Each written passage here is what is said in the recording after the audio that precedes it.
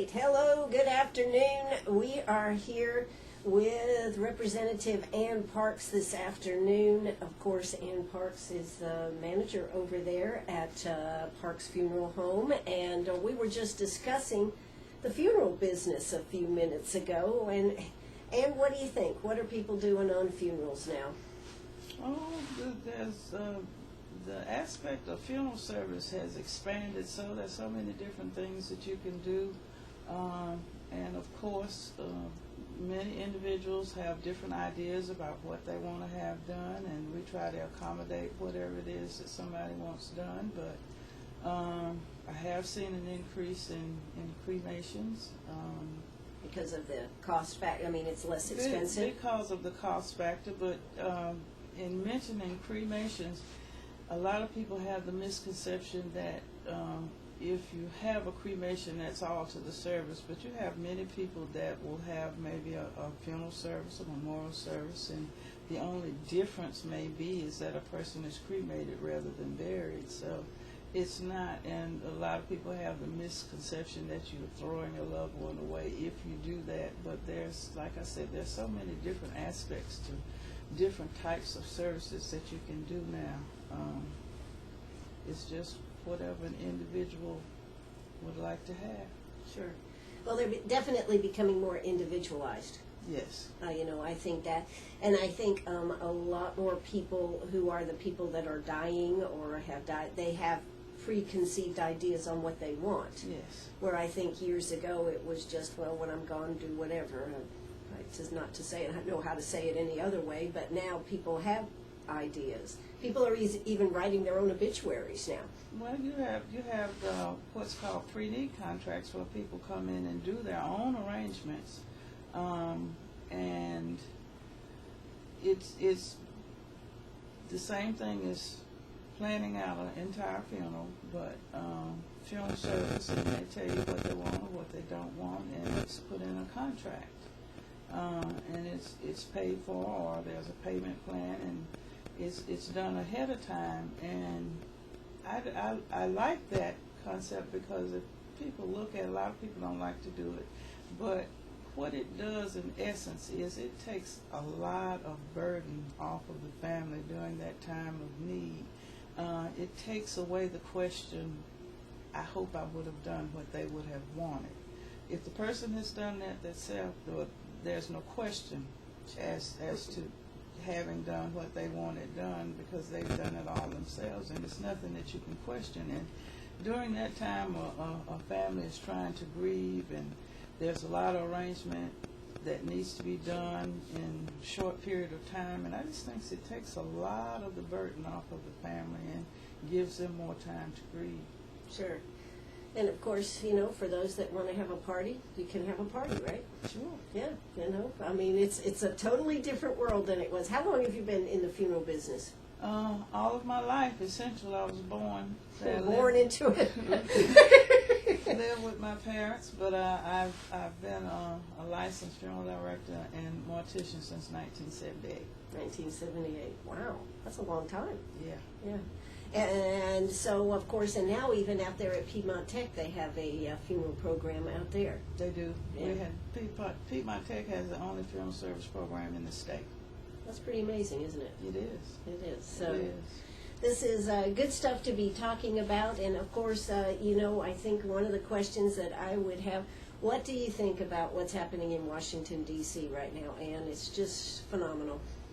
There are a lot of words you could take to describe what's going on in Washington, but I don't feel that the people, our representatives, are taking into consideration the number of people that it's hurting. Our veterans, our fallen veterans, not to be able to assist those families after they have lost a loved one who is out there fighting to protect the freedoms that we enjoy. I think it's just despicable. And I'm hoping that something will get done about that very soon, because those families have suffered, they've sacrificed for their loved ones to be away to protect us, and when they've gotten killed and then we can't assist them, as I just heard this week, that families couldn't, unless they paid for it themselves, couldn't be at the airports to meet their loved ones as they came back on these flights. In Dover, Delaware, they were having the ceremony. I can tell you that a volunteer association did step forward, a couple of them I understand, to take care of that, so the families would be there today. Yes, I did hear that also, but I it's just no words to describe that. Should not have had happened. No, it should have never been a subject of discussion. No. That's right. I agree with you there, Ann. And of course, the longer this goes on, and what do you think the feeling is out there? I mean, as people outside of our country are looking at us, we've got the debt ceiling. What is it? Next Thursday, I think, is the 17th, and yet we don't seem to be any closer to people sitting down and having a conversation and trying to work this out. Well, I think it kind of looks like a spectacle, because it has made headlines around the world. And everybody knows what we're going through, but I think the biggest point that has been missed through all of this is all of the federal employees who have families, who need to put food on their table, and they're not getting paid. And I think that's the biggest point of all, is that we are hurting ourselves. And to me, that doesn't look good to any country. I agree. I just don't understand why the two sides don't get together and sit down and talk. Regardless if they got up and walked away from the table and said there's no commonality, just nobody has made that move to sit down and talk. I don't know, but that's what is needed. And as you said, if they only just sit down and attempt, but I don't even think any attempts to resolve this have been made, and I just don't understand how long they think that this can go on. Well, if they don't get their act together by the 17th, it's going to be very bad for the whole country and around the world, because this is something that has to be resolved. Yes, it does. And regardless of the shutdown, that has to be resolved one way or the other. So we have a big issue, and it just seems to be careening towards no result. Well, I'm hoping the closer we get to that date, or before that, something is going to be resolved out of this. Now, you're down in the House of Representatives, and the budget always seems to come up, and it comes right down to the wire, doesn't it? Is there just something about doing this that it has to be last minute, Ann? Well, the process sometimes brings it down to the wire, and it all comes to agreement, because we have to have a balanced budget. Unlike the federal government. Well, the state always has a balanced budget, and it just comes down to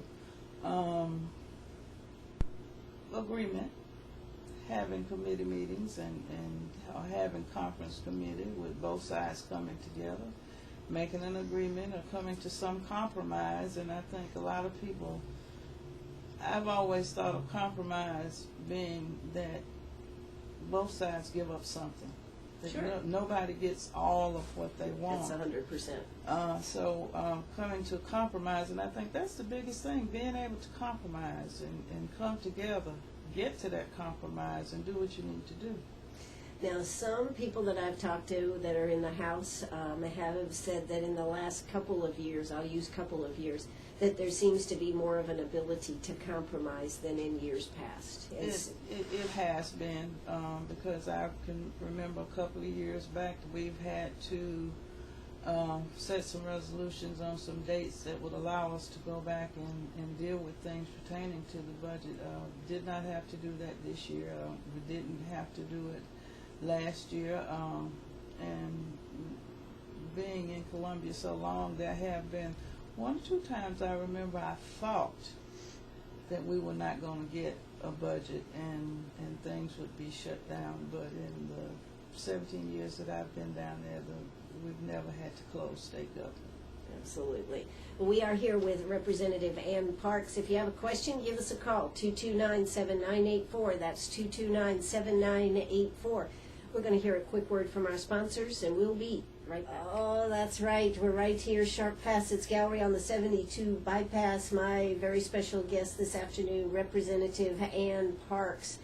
We were just discussing off air about civics in the school, and you were just telling me what the Black Caucus does. I think this is very fascinating that they do this. Tell us about it. What we do is we contact all of the schools in the state, and high school students are offered to come to the Capitol one day, and what we actually do is they're allowed to sit in the representative seats. They elect a speaker, they elect a clerk, they elect all of the officers that would be there during a normal session day, and they have session. They have bills that they submit. The bills are debated. They are voted up or down. So they actually have a one-day session in the State House, in the chamber. Had pretty good success with it, and during the afternoon, after lunch, we usually have a motivational speaker to speak to them on that day. I think that's terrific. I've been talking about civics, and I was just informed it's called government econ. Okay, so the government economics of government. So I guess that's good, but. And I really worry about our country and worry about our state when I ask the question on my giveaway show, which is supposed to be the really dumb, the really easy. I can't believe you asked that question. When I ask the question, what is the capital of South Carolina, and people tell me Lexington or Charleston, I get a little bit upset. Well, I guess it's been Columbia for a long time. I don't know. Was it ever Charleston? Maybe. I don't know if it ever was or not, but. That's bothersome that people need to know. And, I would think, having been on local government here, that going to a local government meeting, whether it's county or the city, those are good things for young people and for adults to go to. It is, and they're always open to the public. I served on city council, and unless there was a hot button issue, most of the time it was just council and maybe 2 or 3 other people, but unless it was something, and people tend not to get involved unless it's affecting them. And if you have something that is affecting people, you will see them then, but for most of the time you will not. Council meetings are very quiet, and basically the council members and the secretary and the mayor. But if there's something that's affecting a large amount of people or something that they don't like, then you will see them at the council meetings. That is a shame, though, because there are so many issues that can become something that would impact them. And anytime you're talking about spending money, right? Yes. Which is what councils are usually talking about, is how they're going to spend the money, whether they're going to raise taxes or not, or how they're going to do things. So in reality, everything is kind of an issue. It is, and it's not like one thing does not affect the other. Because I tell children that you need to get your education, because education affects every aspect of your life. Mm-hmm. Whether you realize it or not, but it does. So just let me ask you, Ann, why do you continue to serve? I mean, you've been there in the House, in the House of Representatives there for 17 years. Why do you stay with it? To help people, and I guess the greatest enjoyment I get out of it is if I receive a letter or a card from a child that tells me I have in some way help them get their education. That's the biggest thrill I get out of it. And because, I mean, after a while I would think you would just get a little weary. I mean, it's been a tough few years here with the budgets and everything, and trying to balance. And of course then in our state government we had all the people impacted by the hacking Yes. of that. So there's been a lot of difficult issues that you've had to deal with, and sometimes I would just think, you just go, why do I keep doing this? Well, I guess you have to love it. When I first got into politics, I shall never forget, my father asked me one question. He said, do you know what a thankless job it is? I told him I didn't know. I just wanted to do it. And now, 17 years later, do you understand why he asked you that question? I do. You do? I do. Yeah, okay. Well, one of the things that we wanted to talk about this afternoon has been kind of a hotbed issue across the state is flow control. And of course, that has to do with letting trash move from one county to another county. And where do you actually stand on flow control? Should the trash be controlled? If it's picked up in Greenwood County, should it have to stay in Greenwood County, or should it be allowed to go to the most economical place to receive it? Well, I don't support the bill that's currently being talked about, and we call it waste management. I've had extensive conversations with county manager in Greenwood and county manager in McCormick County, and I think the bottom line would be that it would cause undue expense to these counties. And I don't think that the counties want to be in waste management business.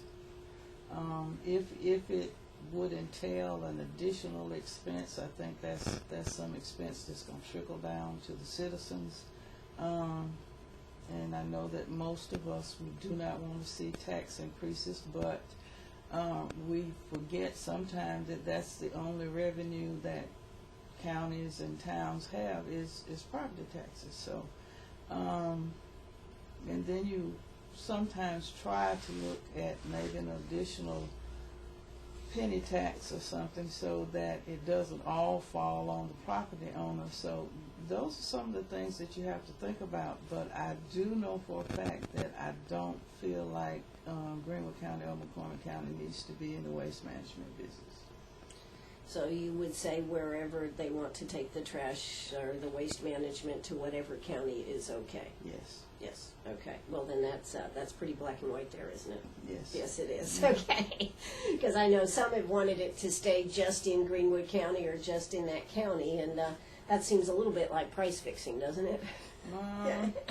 Well, if as it currently does, I think just stays in this county. I think the county manages the landfill, and which taxpayers in this town, property taxes, because you'll find a landfill fee when you get your property taxes.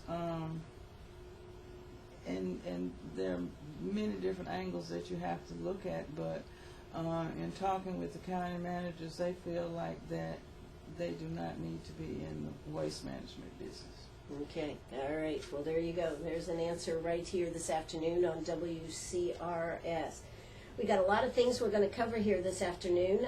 We're going to be, and you actually serve on the Medical Affairs Committee, don't you? Yes. So that's going to be a topic we're going to get into when we come back. And also, I understand this podiatry bill. Are you familiar with that? I've heard some of it. Yeah. Okay. Well, I want to talk about some of that, and of course how the first experience here with the exchanges opening up and how it's going to affect South Carolina. So you're in for a good conversation this afternoon with Ann Parks and Eller right here at Sharp Facets Gallery. But right now it's time for South Carolina news and a word from our sponsors. Don't you go away. Arg, are you a pirate or a pack rat? Do you have a vacation of a lifetime sitting in the attic? Or a college tuition hung on a wall? Or is a fabulous retirement hidden in your jewelry box? Bring those items to Sharp Facets Gallery. We can establish value and buy from you or sell for you. And so ends another chapter at Sharp Facets Gallery, 72 Bypass, and on the web, sharpfacets.com.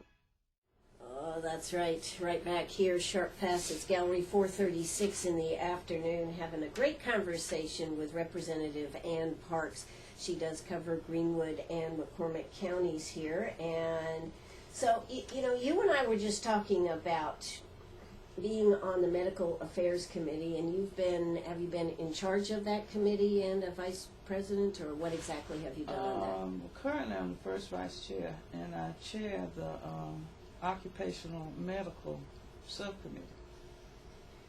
that? So that has to involve a lot of fascinating discussions, Ann. It does.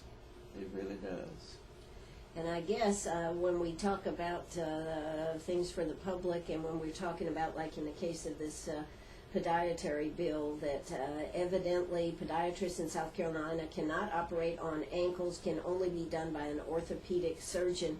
I guess you've got some questions about what is and what isn't, and as it refers, in 17 years, you've been on that committee since your first time you went there, right? Yes. So I guess you've seen some interesting discussions. A lot of interesting discussions. And I guess that I would guess most professions and subtypes of professions within the medical field would always like to be expanding what they're able to do. What most of them do would like to, expand their scope of practice. But when that question comes about, you have to look at the benefits and who is going to benefit. There are just some things that, and the biggest thing I think that you have to look at is the educational training that the different groups receive as to what would allow them to expand their scope of practice. And there's a lot of discussion about what a doctor, correct? I mean, as far Yes. as the putting doctor in front of their name. That's correct. Not all doctors go to medical school, No. for they don't. example. Optometrists, they go to optometric school, which is not the same as an ophthalmologist who goes to medical school, but they have doctor by their names. Okay, and I guess a podiatrist? A podiatrist goes to podiatric school, which is not the same as an orthopedic surgeon who goes to medical school, and it's just like your internist doctors. They have to do internships and they have to do the same thing. However, what the podiatrists are asking to do, they are taught in their profession. So, but it still comes down to a question as a personal choice, right? When you're looking at somebody that's a doctor, right? You want to Yes. make sure that you have somebody that is done the procedures and is well qualified to do them. Yes, you do. So that's just a word to the wise as far as that goes. On this podiatry bill, I guess it gets into just the whole operating. Now, you were telling me you're not really sure what you will see in that. That's a bill, I believe, that's coming back around this year when you go back in. It is, and I think that what the podiatrists are looking at, or they're looking at patient care, and particularly what's available to patients in rural areas. And it seems to be some concept that people in the rural areas, and not just this area, but Across the state. across the state, there are just not many orthopedic surgeons that are available. I don't find that to be true in this area. If you look at how my district is made up, and now the ability to get there might cause some problems for some people, because McCormick County, to my knowledge, doesn't have a podiatrist, nor does it have an orthopedic surgeon. So to get service from either would require some travel coming from McCormick County, but Greenwood has both. Mm-hmm. And I think it's a matter of personal decision. But right now, what the bill is asking is to allow a podiatrist to be able to operate from the ankle, above the ankle. Right now, they can only operate up to the ankle. I know that South Carolina is one of 4 states that do not allow it. I don't remember what the other 4 states are, but South Carolina is one of the 4 states that do not allow podiatrists to operate above the ankle. Sure. So that's something that will be coming up. And what about with the state and the Medicaid expansion? I know that was a big tussle down there in Columbia. In the end, it did not go through. It was a 3-year Medicaid expansion that the federal government was willing to pay for. It was, and it was voted down. It was, I can remember distinctly, it was an all-day discussion that we had in the House during the budget time. But it was voted down, and I think the money that the government was going to give us, now some other states will reap that benefit. It would have increased jobs. That Medicaid expansion would have done a lot. But it seemed to be the thought of a lot of my colleagues that in the long run it would cost the state more money. But I never could see that, because it would have provided more jobs. It would have provided more care for an additional number of people in this state who need medical attention. But I could not understand the turning down the money, and it wasn't money that we would have had to pay back. But was it money, from my understanding, it was at the end of 3 years, then it is a program that South Carolina would have to continue. And I think that's where it came in, that they, in the long run, it would cost the state more money not to take the money that was being offered now in the expansion. Sure. So that was turned down. Now, we've got people signing up for exchanges. The Affordable Care Act has been enacted as of October 1st. Do you know anything about what's happening, or how the state is, how the people are signing up for the exchanges, what's happening? Not a lot. I do know that the first day it was bombarded, a lot of sites crashed.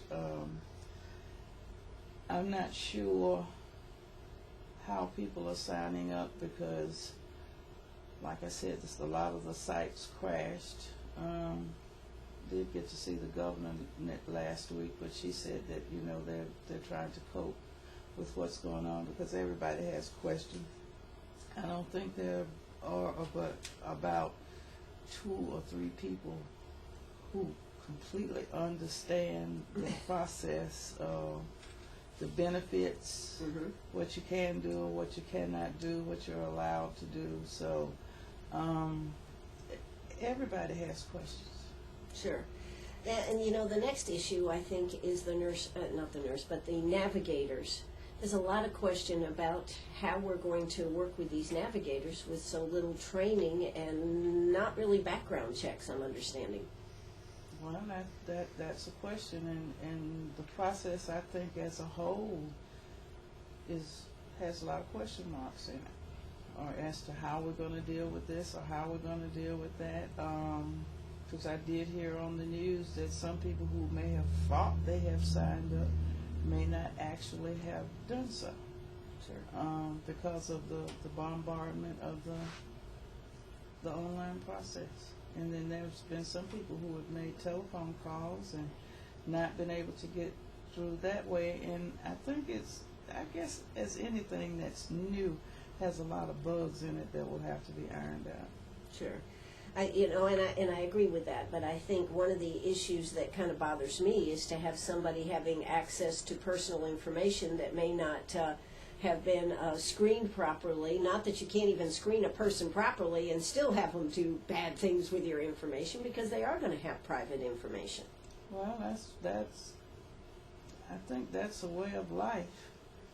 Well, I don't like this, Ann. I don't care that it's not a way of life. I don't like it either. I don't like it either, and I'm very skeptical. But with the technology age that we're in, and some people being smarter than others, you've always got that possibility of being hacked. I mean, even if you do taxes, which we all have to do, that has all of your personal information in it, there's a possibility that somebody could get a hold to it. So I think that is just something that's a very real possibility that we all face on a daily basis now.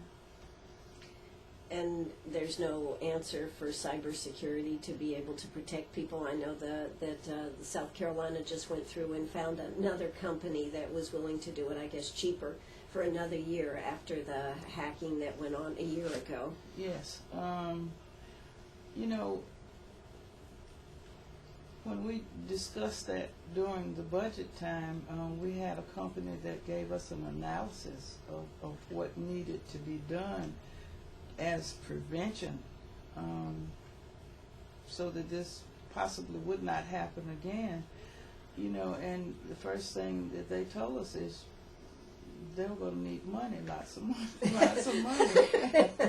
But the other interesting thing that they told us is that we needed to build some kind of collaboration with the universities that are here in this state, so that we would begin to compile people that would have the knowledge to deal with this type of things, which there's not a pool of people that have the knowledge to deal with it. You know, this I guess cyber robbery, as you could call it.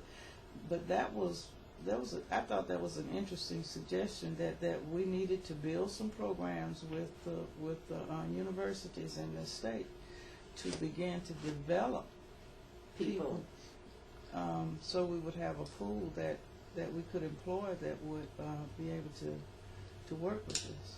Sure, that sounds like something that probably in a lot of states they're finding that out. I mean, South Carolina was not unique to have this happen. I mean, it's always more important when it's your information or you. Just like we were talking about going to county council or city council. Well, I am here with Ann Parks. We're going to hear a quick word from our sponsors, and we'll be right back. Again, if you have a question, 229-7984. That's 229-7984. Oh, that's right. We're right back here in Greenwood, South Carolina. The sun is shining. It's a beautiful day out there. We have been having just gorgeous fall weather. And I am here with Representative Ann Parks, just having a good conversation, talking about a lot of things affecting our state and our people here. And of course, with the government shutdown, there's a lot of issues as to what is going to be. I know, Ann, for example, that WIC has been, DHEC has figured out how to be able to fund that through the end of the month, but after the end of the month, that's going to be a problem for them to do. So, I mean, it's starting to strain the states as far as that goes. And I understand that as far as the WIC program, if they don't get reimbursed from the federal government, it's going to be a problem for our budget down here. Yes, because that in continuing to fund the program, money's going to have to come from somewhere. If the federal government does not reimburse the state for what they spent, which means that it's probably going to have to come from another program, which is maybe one that is truly needed in this state. So it's a trickle-down effect on all, and I spoke briefly with the governor when she was in Greenwood last week, and she said it's been kind of a nightmare having to deal with the federal government being shut down. So it affects not only the federal government, but it affects the state governments also. Absolutely. Now, you know, I think, wasn't it terrific that Governor Haley was here for the 25-year anniversary of Fuji? It was, but our governor seems to be very business-orientated, and I didn't find it strange that she was here, but I'm glad that she took the time out of her busy schedule to be in Greenwood for that 25th celebration. And how about Colgate-Palmolive coming to Greenwood with 300 jobs? That's good news. Good news. Greenwood can always use more jobs, and that tells us that Greenwood is growing. And not does that just help Greenwood, but it also helps some of the surrounding counties with the employment issue. But I'm sure that Greenwood has all that 300 covered. If there's any way possible, absolutely. But, you know, the nice thing about that is that from what I've read, this is a phase one. So that means when you say that's phase 1, there could be maybe phase 2 and phase 3. Could be. Yeah. Could be. And the wonderful thing about, I have found that plants coming into Greenwood find is that if they, and they've got to feel like we've got the workforce to supply them with the jobs, but if there is something needed of training, we always have Piedmont Tech that helps out, and we'll get a program to train employees for the jobs that we need to fill, and I think Greenwood is very fortunate in that aspect to have that. I think the thing I like about Piedmont Tech, they're very proactive. Very. You know, they are, if there's something coming, if they need to be on a job training or job search or whatever, they are right there working on it. So I think that is terrific. Now, I think the other issue I just wanted to talk about, this Freedom of Information Act has been a big discussion. In fact, it never did pass, did it, down there this year? It got thrown back. Is that correct? I think it did. Yeah. Well, what do you feel about the Freedom of Information Act? There's a lot of questions. I mean, whether your personal emails should be included with that. What do you feel about the transparency of government? You know, that's been a big thing for years, is being transparent. The transparency in government. I think in some aspects it can go a little far, but as I've told many people coming into politics, and they look at me kind of strange, I said, and I always tell them, I said, your life is not your own anymore, it belongs to everybody. So when you get into it, and I guess they don't understand that I'm talking about transparency, and I still think that a person should be able to have some kind of private life, but I think that's what the Ethics Commission is for, and tell you what you can and cannot do. I don't think you should be allowed to do everything, and I am very conscious of, I don't do a lot of email, but I try to separate, let's say, 3 things. I try to separate my business from my political, from my private. That should be difficult in It some is. aspects. I mean, you know, seriously. It is, but I feel like in being transparent, you need to kind of separate the 3. And some people don't. They just think that whatever is all right, and that's not true. Because if I have a question about my campaign funds as to whether I can or should spend those funds on certain things, I call and ask. And it's just as simple as picking up the phone to ask before I do it. Right. Don't always get a concrete answer. But I do make the effort to call, and depending upon what the attorneys will tell me, I try to make a wise decision as to whether I should or shouldn't. You know, but some people just, and they know it's not correct now, because I wouldn't feel comfortable taking that money to buy a dress to go to a function just because it's a political function. And the only way, if I did whatever political function I went to, I'd have to wear that dress. there you go. Exactly. So I wouldn't find that feasible to do, but I think you have to try. And as you said, it is not easy to do that. But I have to keep things separate, and a lot of people don't understand, because I have some other things that I have to keep separate, and they think I can just take it all out of one place and do it, but I have to keep them separate, and I guess I've done that for so long that I understand of keeping things separate, and certain things I shouldn't do with certain things, because I wouldn't find it feasible to put personal calls on my office phone in Columbia. But, you know, a lot of that is avoided now because everybody has a cell phone. Sure. And I don't even think the most of us use the office phone. We just use cell phones. Sure. So And I could make a political call on my cell phone because there's no repercussion behind that. But you have to try to keep them separate.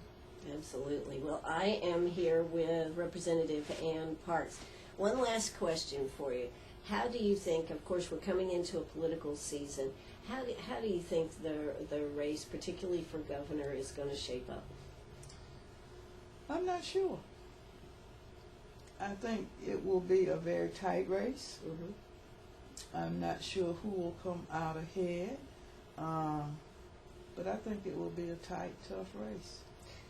I'm concerned about what did Bette Midler say? Mud will be slung tonight. Bette Midler, the singer. I'm concerned that it could be a nasty race coming up. It could be, but I have found that people don't want to hear I agree. the mud slinging anymore. And I don't think it gets anybody ahead by doing that. I agree. I think as long as you stick to the facts, avoid the mudslinging, and I've always found that to be successful in my elections. I'm to the point, if I have an opponent, I don't want to call his name because that's free advertising. So, and people don't look kindly to the mudslinging anymore. So it can get nasty, but I don't find that in the long run it helps. I agree. I agree with you very much. I just, from some of the things that have kind of been said started out here, I'm a little bit concerned about that, and I would hate to see it go down to that level. So I certainly hope it doesn't. Well, Ann Parks, it has been an absolute delight to have you here this afternoon. Thanks for taking time out of your busy schedule and sitting down with us this afternoon. Thank you so much for having me. I enjoyed it so much. Thank you, Ann. That'll do it for me. I am Ann Eller. I've been here with Representative Ann Parks. This is WCRS right here in Greenwood. Make sure you're tuned in tomorrow morning. We're going to have Congressman Mark Sanford on the line with us. So we'll be talking to him tomorrow. So please tune in tomorrow morning. I don't remember. It's either 9:05 or 9:35, but we'll have him on the line with us. So tune in 8 to 10 for the I Love Ann show. Bye-bye, everybody.